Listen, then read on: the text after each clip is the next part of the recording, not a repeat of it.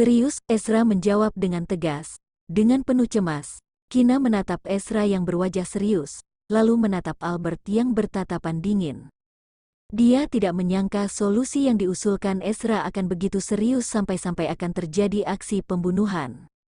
Tapi dia bukan korban ataupun orang yang terlibat dalam masalah, jadi dia tidak punya hak dan kualifikasi untuk memberikan bujukan apapun. Lagi pula Ezra sudah memberikan usulan dan Vito tidak menyatakan keberatan. Oke, karena tuan muda kedua berkata demikian, maka aku pun tidak akan sungkan. Albert meraih pistol di atas meja, berdiri dan berjalan ke arah Vito tanpa ekspresi.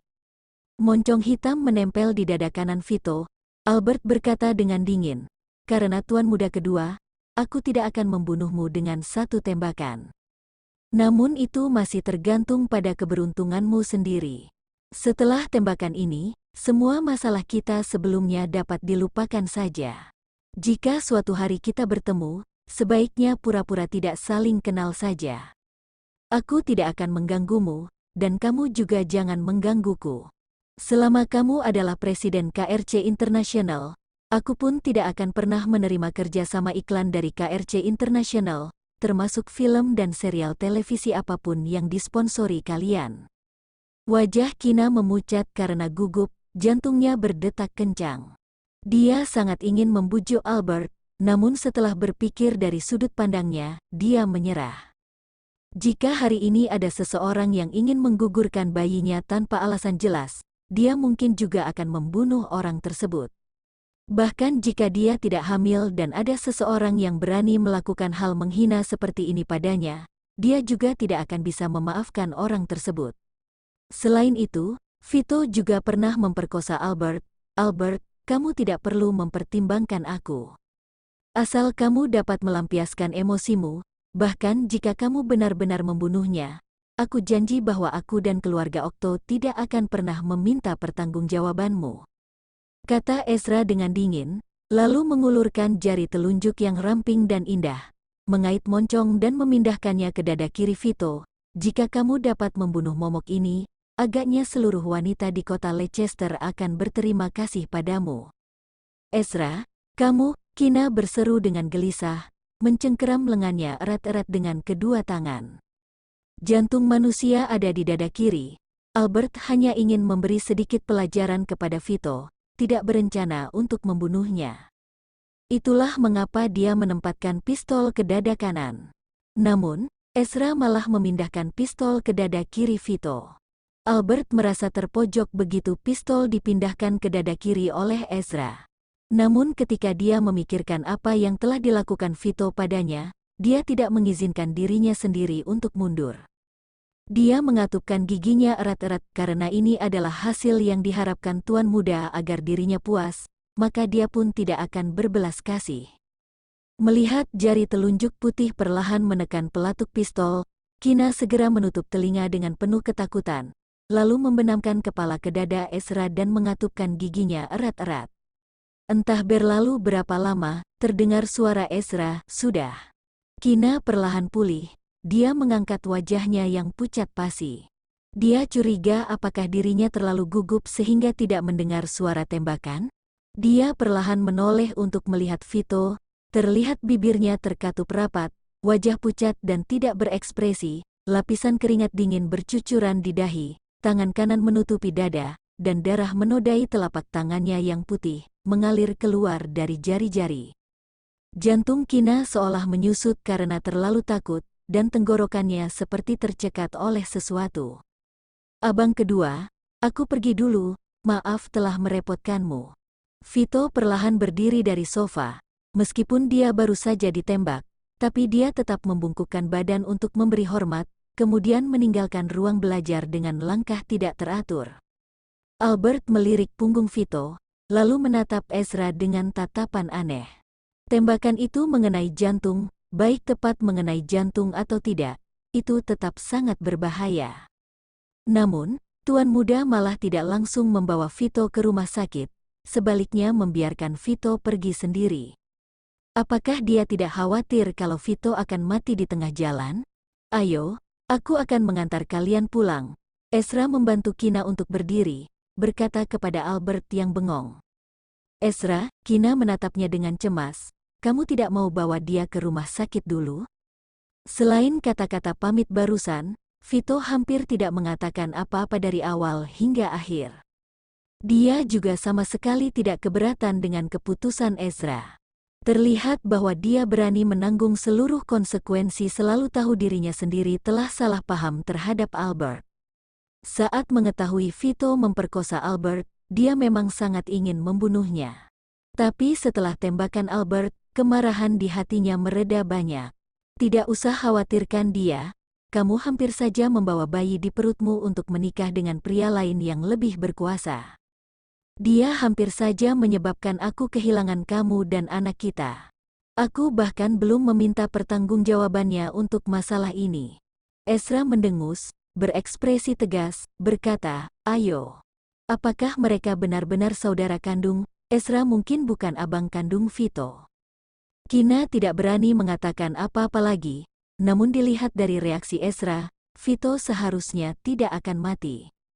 Bagaimanapun, mereka telah bersaudara selama hampir 30 tahun. Jika Albert benar-benar membunuh Vito, Ezra tidak mungkin bisa begitu tenang.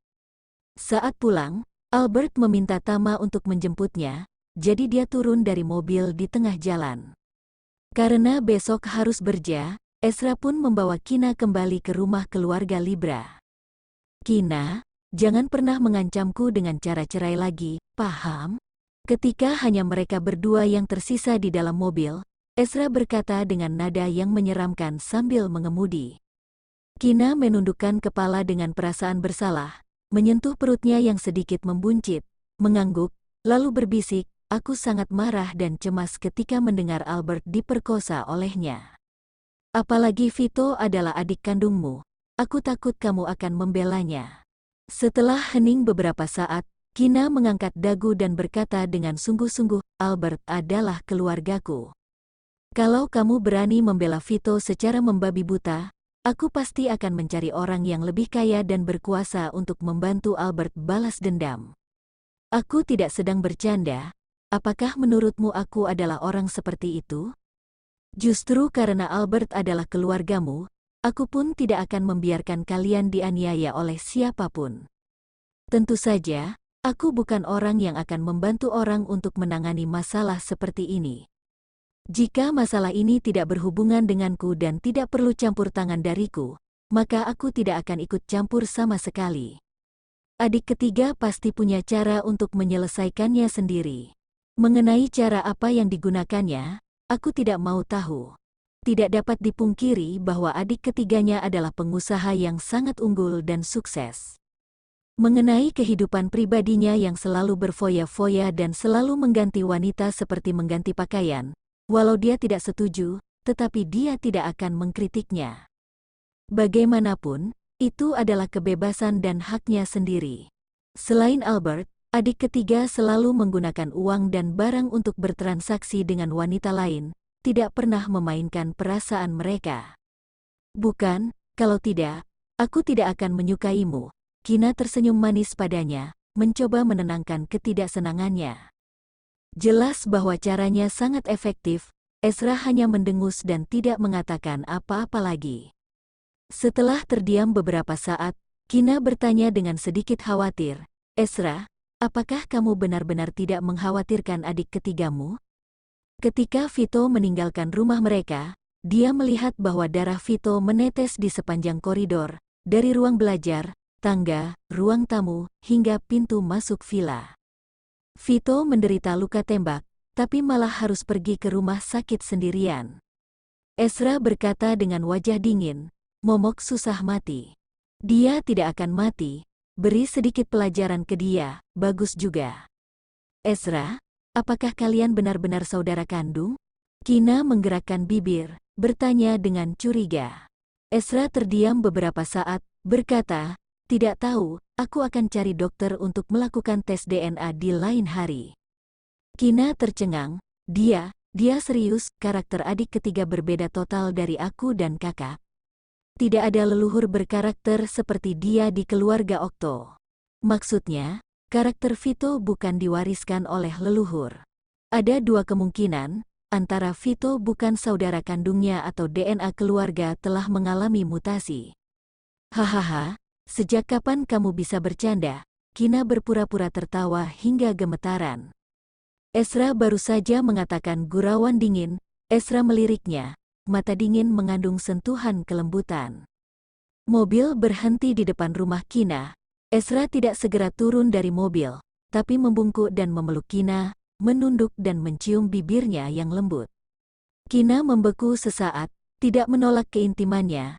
Dia mengumpulkan keberanian untuk melingkarkan lengan ke leher Ezra, menanggapi ciumannya yang lembut dengan malu-malu. Setelah beberapa saat, Ezra melepaskan dirinya yang terengah-engah. Jaga dirimu, jaga anak kita juga. Ezra menempelkan telapak tangannya yang besar di perut Kina yang sedikit membuncit, lalu mengingatkan dengan suara hangat. Memikirkan anak mereka, hati yang dingin seketika melembut.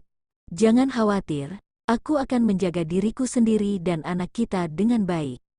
Kina mengangguk dan berkata, mengenai masalah Albert, terima kasih. Ezra mengangkat sudut bibir, tidak mengatakan apa-apa. Setelah keluar dari mobil, dia berjalan ke sisi lain dan membuka pintu. Ayo, turun, aku akan mengantarmu pulang. Kina mengiyakannya, telapak tangannya yang putih dan ramping berinisiatif untuk menggandeng tangan besar Ezra. Senyuman manis terpasang di bibirnya. Walau mereka tidak bisa tinggal bersama seharian, tapi Kina sudah merasa bahagia jika dia dapat pulang ke rumah dengan sesekali menggandeng tangan Ezra. Ayah dan ibu Kina sedang duduk di ruang tamu. Melihat mereka berdua kembali, ibu Kina langsung bergegas bertanya, Kina, di mana Albert? Bu, semuanya sudah beres. Albert dan Tama sudah pulang. Kina berusaha memberikan senyuman menenangkan kepada ibunya. Ibu Kina tidak berkata apa-apa lagi, hanya mengangguk. Setelah Ezra mengantar Kina pulang dengan selamat, dia mengobrol sebentar dengan ayah dan ibu Kina sebelum pulang. Setelah Ezra pergi, ibu Kina datang ke kamar Kina dan bertanya dengan wajah serius. Kina, katakan padaku dengan jujur, apa yang terjadi pada Albert? Apa yang dilakukan Vito pada Albert? Kina menundukkan kepalanya dengan perasaan terpojok, menggigit bibirnya dan tidak bersuara. Sebenarnya dia sedang memikirkan penjelasan yang cocok. Jika ibunya tahu bahwa Albert diperkosa oleh Vito, ibunya pasti akan langsung bergegas untuk membunuh Vito. Aku bertanya padamu, apakah kamu bisu? Ibu Kina memukul kepala Kina dengan panik. Bu, aku sedang hamil. Wanita hamil adalah ratu. Bagaimana boleh kamu memukuli seorang ibu hamil? Kata Kina dengan tampang malang sambil mengedipkan mata. Kina, beraninya kamu mengancamku dengan kehamilanmu? Ibu Kina sangat marah hingga mengangkat tangan dan ingin menampari kepala Kina lagi. Setelah mengingat cucunya ada di dalam perut Kina, dia pun menahan emosi, cepat bilang, apa yang terjadi? Karena tidak bisa menghindar, Kina pun mengarang sebuah cerita, begini ceritanya. Ibu tahu bahwa Vito sering berganti wanita, bukan? Nah, kekasihnya sekarang juga berkarir di industri hiburan dan punya sedikit masalah dengan Albert. Lalu kekasihnya ini memukuli Albert, dia berani melakukan ini hanya karena Vito memanjakannya. Dia juga memfitnah Albert di hadapan Vito.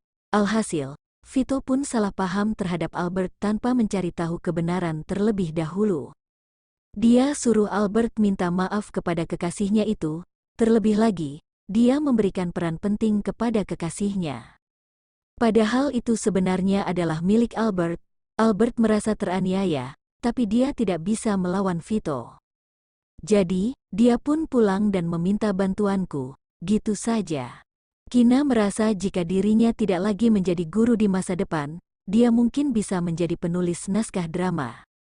Setelah mendengar cerita tersebut, Ibu Kina berkata dengan marah, sebagai presiden perusahaan besar, bisa-bisanya Vito mempercayai fitnah seorang wanita tanpa cari tahu kebenaran, benar-benar ceroboh. Padahal dia dan Ezra berasal dari satu kandungan, tapi kenapa sifat mereka malah segitu beda? Seperti yang dikatakan orang-orang, seiring berjalannya waktu, ibu mertua akan semakin menyukai menantu. Awalnya Kina ingin membantah, tapi dia merasa kata-kata ibunya tidak dapat dibantah sama sekali. Yah, dia juga merasa bahwa Ezra adalah pria terbaik di dunia. Dia sendiri juga pernah curiga bahwa Ezra dan Vito bukan saudara kandung. Apa yang terjadi kemudian? Bagaimana cara kalian mengatasinya? Tanya Ibu Kina lagi. Ezra suruh Vito minta maaf kepada Albert, kemudian mengembalikan peran itu kepada Albert. Selain itu, jika kedepannya Albert dianiaya, maka Vito akan diminta pertanggungjawaban. Kina lanjut mengarang, dia merasa dia semakin mahir dalam hal ini. Ibu Kina mengangguk puas setelah mendengar jawaban Kina. Setelah ibunya pergi, Kina segera menelepon Ezra untuk menyampaikan cerita yang dikarangnya hari ini, supaya tidak keceplosan pada suatu hari nanti. Rumah sakit. Ketika Vito bangun, dia melihat Ezra duduk di kursi dalam seragam militer yang tampak tegas dengan kaki ramping terlipat. Dia terkejut, seperti tikus yang bertemu kucing, berseru, "Kakak kedua." "Iya." Ezra merapatkan bibir dengan erat, menjawab dengan dingin. Vito merenung sejenak, lalu berkata, "Terima kasih karena tidak membunuhku, kakak. Kedepannya jangan ganggu Albert lagi. Kalau dia mengetahui rahasia ini sehingga Kina marah padaku, aku akan membunuhmu." Ujar Ezra dengan dingin dan kejam. Vito bergidik, "Kakak kedua, bagaimanapun kita adalah saudara kandung selama hampir 30 tahun. Tapi Kina adalah orang yang akan menemaniku selama sisa hidupku." Ezra mendengus dingin, "Kakak kedua, apakah kamu dan kakak ipar kedua sebenarnya tidak?" Sebelum Vito selesai berbicara, moncong hitam telah menempel di dahinya. "Kalau kamu mengacaukan urusanku, aku bakal langsung membunuhmu." Vito merasa teraniaya, kakaknya selalu mengancamnya di setiap kesempatan. Padahal sekarang dia adalah pasien, dasar orang yang memilih lawan jenis daripada peri kemanusiaan. "Aku tidak tahu apa-apa, sebagai presiden perusahaan internasional, dia malah hanya bisa bertindak seperti pengecut di depan kakak keduanya." Ezra menempatkan sebuah meja kecil di atas tempat tidur, meletakkan setumpuk dokumen di atasnya, lalu berkata dengan kejam, "Ini dibawakan oleh asisten Gisa, harus selesai sebelum siang." Vito nyaris gila, kakak keduanya pasti sengaja, pasti dia meratap, "Kakak kedua, aku adalah pasien yang terluka parah, ini penganiayaan, kalau aku melemparkan seorang wanita ke tempat tidurmu sekarang, kamu pasti akan langsung sehat kembali." Ezra mendengus, "Kakak kedua, tolong jangan menghina kepribadianku. Aku sudah tobat dan sudah lama tidak menyentuh wanita," balas Vito dengan tegas.